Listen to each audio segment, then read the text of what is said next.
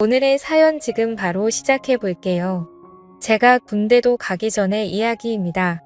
추억팔이나 마찬가지지만 여기 올라온 사연들 못지않게 저한테는 좋았던 추억이라 이렇게 저희 이야기도 하나 적어 보냅니다. 당시에 친구들하고 같이 동반 입대 신청을 해서 입대 날짜가 정해졌습니다. 그런데 그 날짜가 진짜 애매하게 잡혀서 본의 아니게 긴 시간을 학교도 다니지도 않고 백수로 지냈습니다. 그나마 다행인 건 동반 입대를 신청했기 때문에 허송 세월을 같이 보내는 동지들이 있었다는 게 위안이 되었네요. 같이 놀고 있는 친구들하고 어디 싸돌아 다니는 거 말고는 할 일이 아무것도 없었습니다. 그 시를 보내본 분들은 다 아시겠지만 혈기는 왕성하고 에너지는 넘쳐나는데 그걸 다 뿜어내기에는 총알이 부족하잖아요. 저 또한 그랬습니다. 그나마 학교 다닐 때는 용돈하라고 집에서 돈도 받고 했는데 휴학까지 해버리니 돈 나올 구석이 하나도 없었지요. 이때까지는 시간이 남았는데 그렇다고 저희 젊음을 아무것도 하지 않고 태워버리기엔 하루가 안타깝던 상황이었습니다. 이러나 저러나 바꿀 수 없는 게 저희 입대 날짜였고 그래서 월급 받는 아르바이트도 좋지만 단기로 괜찮게 돈을 벌 수 있는 방법이 있으면 좋겠다 생각했습니다. 그러다 생각한 게 과외였어요. 다른 건 몰라도 제가 수학 하나만큼은 자신이 있었고 학교도 꽤나 이름이 있던 곳이라 대충 전단지 만들어서 집 근처에 있는 아파트 단지까지 해서 몰래 전단지를 붙이고 다녔습니다. 너무 멀리까지는 가기 싫어서 걸어서 10분 내에 있는 곳까지만 하고 말았는데 과외를 시키기엔 또 애매하게 짧은 기간이라 그랬나 연락이 잘 안 왔습니다. 시세보다 싸게 해줄 생각이 있었는데 금액을 적어놓지 않아서 그랬나 연락이 거의 없었습니다. 결국 수중에 돈이 다 떨어질 때까지 저한테는 아무런 연락이 오지 않았고 그래서 그냥 다른 아르바이트 자리나 찾아봐야겠다 자포자기하고 그나마 집 근처 가까운 곳에서 일할 만한 곳이 있나 찾아볼 유량이었습니다. 당구장에서 친구들이랑 죽치고 시간 보내고 있는데 그날따라 담화가 엄청 잘 붙더군요.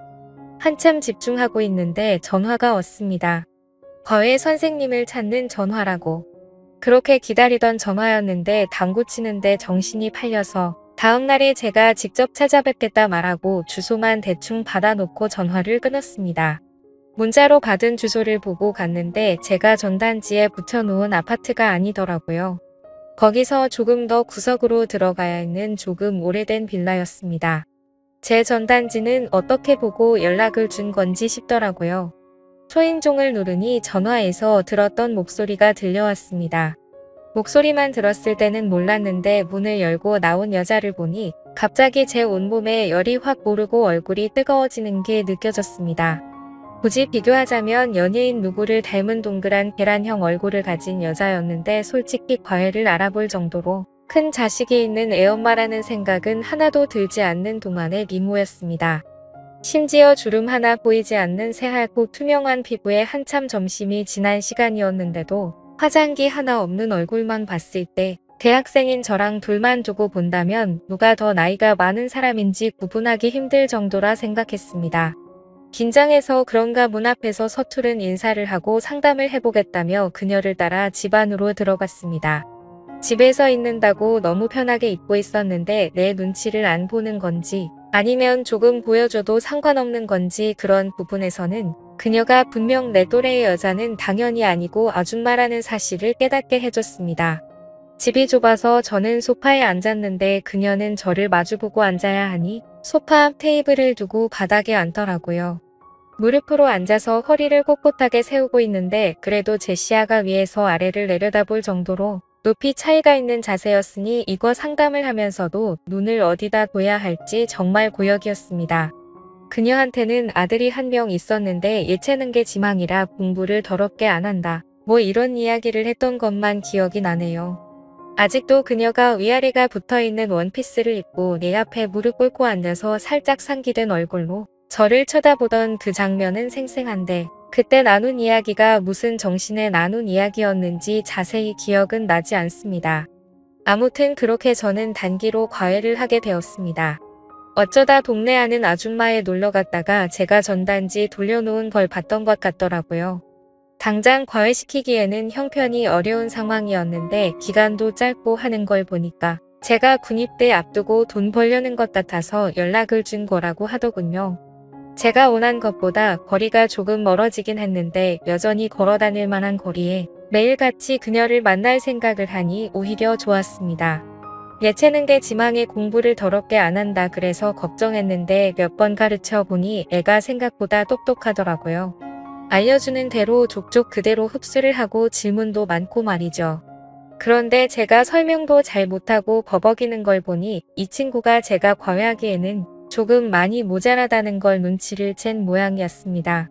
그래서 조만간 잘리겠거니 싶어서 저도 에라 모르겠다 싶어서 가르쳐주는 건 대충 하고 그냥 수다나 떨고 하면서 놀기 시작했죠. 그러다 보니 조금 친해지게 되었습니다. 한 달 조금 넘게 지났는데 아줌마가 잠깐 저 좀 보자고 하길래 이제 드디어 과외 자리 잘리겠거니 싶었습니다. 한 달 조금 넘게 한 거 돈만 받아내면 되겠다 이 생각을 하고 있었는데 아줌마가 저한테는 안돼 없이 고맙다고 하더라고요. 예상치도 못한 말에 무슨 말을 하는 건가 싶었는데 애가 남편이 세상을 떠나고 난 뒤로 많이 우울해 있었는데 요즘 제가 과외를 시작하고 나서 제 이야기도 많이 하고 잘 웃고 많이 밝아졌다고 하는 겁니다. 저는 당연히 남편분은 출근해서 집에 없는 거라고 생각했는데 사별했을 거라고는 생각도 못했어요. 아줌마는 아들이 저한테 말해줘서 그 사실을 이미 알고 있었을 거라 생각했던 것 같습니다. 좋은 게 좋은 거라고 저도 그냥 이미 알고 있던 척 연기를 시작했지요. 아마 아줌마도 제가 실력이 모자란 건 알고 있는데 애가 마음을 열고 밝아지기 시작하니 그 부분을 높게 샀던 것 같습니다. 그 뒤로도 저는 너무 돈만 꼴꼴 생각하지 말고 좋은 과외 선생은 못 돼도 좋은 멘토는 되어야겠다. 뭐 이런 생각이었는데 수업만 한 게 아니고 같이 밖에 나가서 볼도 차고 PC방 가서 머리도 씻기고 하면서 공부하는 시간 외에도 같이 시간을 보내기 시작했습니다. 그런데 아줌마가 하루는 저녁 식사 좀 하고 가라며 저를 붙잡더라고요. 남의 집에서 식사를 대접받았는데 설거지까지는 아니더라도 뒷정리는 좀 도와뒀습니다. 아줌마가 키가 작은 편이었는데 높은 데 있는 그릇 같은 거 꺼내주기도 하고 뒤로 넘어간 거 정리해주기도 했지요. 그 빌라가 평소도 엄청 작은 빌라였어서 부엌키가 많이 좁은 편이라서 본의 아니게 아줌마와 몸이 닿는 일이 빈번했어요. 처음에는 살짝 닿기만 해도 깜짝깜짝 놀랐는데 언젠가부터는 서로 즐기기 시작한 건지 일부러 대놓고 스치기 시작했습니다. 가령 예를 들자면 싱크대 앞에 식탁이 있고 그래서 싱크대 앞쪽에는 한 사람이 겨우 서 있을 틈 정도밖에 없거든요. 그런데 제가 일부러 물 가지러 간다고 냉장고에 가는 척 싱크대 앞에 서 있는 그녀의 뒤에 바싹 달라붙어서 지나가곤 했어요. 몇 번을 계속 그렇게 하니 조금씩 행동이 대담해지기 시작했습니다. 하루는 그녀가 찬장 맨 위에 있는 뭘 꺼내달라고 하더라고요. 그래서 제가 알겠다 말하고 그녀를 마주보고 서서 어깨를 감싸 안듯 떠안은 뒤 까치발을 들어 맨 위에 있는 걸 꺼내서 내렸습니다. 중심 잡기 위해 지탱하는 것처럼 꾸미긴 했지만 누가 봐도 제가 그녀를 껴안으려고 수작을 부린 것과 마찬가지였지요. 그런데 언젠가부터 아줌마도 제가 일부러 저런다는 걸 알고는 그런 저를 받아주기 시작하더군요. 동안이라 화장이 따로 필요 없을 정도로 아름다운 그녀였지만 언젠가부터 제가 수업 때문에 방문을 하면 머리도 정돈되어 있고 입술도 빨갛게 칠해놓고는 화장을 하고 저를 맞이하기 시작했습니다. 그리고 매번 수업이 끝나면 저녁까지 먹고 가는 게 저의 일상이 되었지요. 그녀가 저한테 잘 보이기 위해 화장을 하고 있는 건가 궁금해져서 과외 끝나고 빌라 골목에서 기다렸던 적도 있는데 그녀가 딱히 밖에 나오거나 하지는 않더라고요. 순전히 저 때문에 그러는 거라는 걸 딱 눈치채게 되었습니다. 그러던 어느 날이었는데 수련회 일정 때문에 수업이 따로 없던 상황이었습니다. 일부러 그런 건 아니고 그때 저도 이때 날짜가 하루하루 가까워지면서 정신이 없어서 까먹었던 거예요. 그날따라 집을 나섰는데 나온 지 5분도 안 돼서 비가 주룩주룩 내리더군요. 집에서 가까운 거리였던지라 돌아가나 아줌마 집으로 가나 시간 걸리는 건 거의 비슷해서 그냥 호따딱 뛰어갔습니다. 그런데 빗줄기가 상상 이상으로 거세지기 시작했고 쫄딱 젖어버리게 되었습니다. 그 집에 도착해서 초인종을 눌렀는데 아줌마가 저를 깜짝 놀라면서 맞이하더라고요. 수업이 없었으니 그녀도 제가 올 거라 생각을 안 하고 있었고 오랜만에 화장도 안 하고 있었습니다. 화장한 모습도 예쁘지만 저에게 익숙한 건 자연스러운 그 모습이었기에 오히려 오랜만에 그런 그녀를 마주하니 더 설레기 시작했습니다. 수업이 없어서 그냥 돌아가도 되었지만 그녀는 비에 잔뜩 젖어버린 저를 보더니 들어오라고 하더라고요. 비라도 말리라고.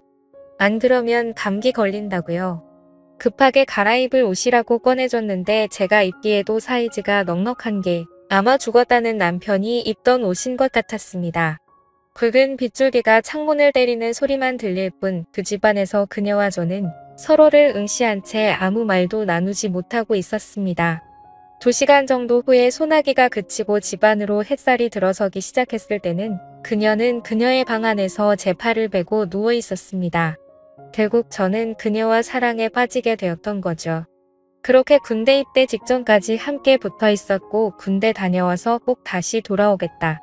아빠가 되지는 못해도 최선을 다하겠다 작별 인사를 했는데 그녀의 표정이 감동을 한 건지 엄청 의외하는 표정이었습니다.